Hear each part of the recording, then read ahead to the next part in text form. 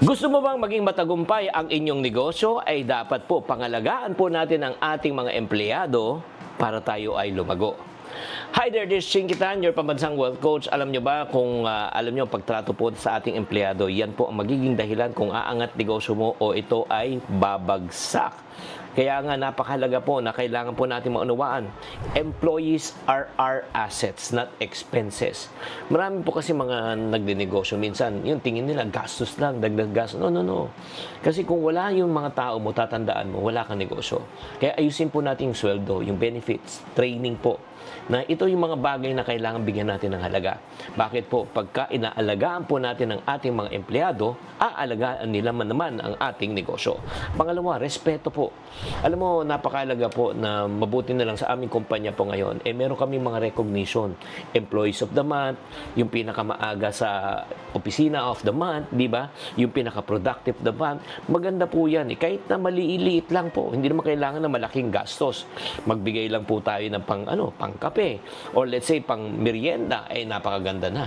And number 3, yung maging patas.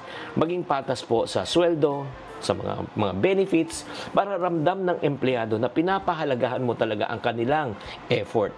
Pag sila po ay napangalagaan, syempre naman, mas magiging masaya sila sa trabaho. Pang-apat po, bigyan din natin sila ng opportunity na lumago.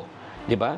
Pwede silang mag-upgrade o mag-upscale. Pwede silang maging manager. Pwede silang mag-level up sa kumpanya nyo. And last but not the least, magbigay po tayo ng magandang kultura sa ating kumpanya. Kasi kung maganda ang kultura po, syempre gaganahan sila na pumasok. Kung toxic naman environment, nako, maniwala kayo. Marami pong mawawala at magre-resign.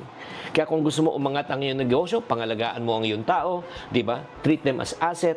Kailangan may respeto, kailangan maganda rin pong ang compensation. Pang-apat po, may opportunities to grow at maganda ang kultura. Ang empleyado po ang pinakadugo at puso ng iyong negosyo. Kag inalagaan mo sila, sila mismo ang mag-aalaga ng iyong kumpanya. Sana naliwanagan kayo, tatandaan, tamang karunungan, tamang disiplina po ang susi sa pagyaman.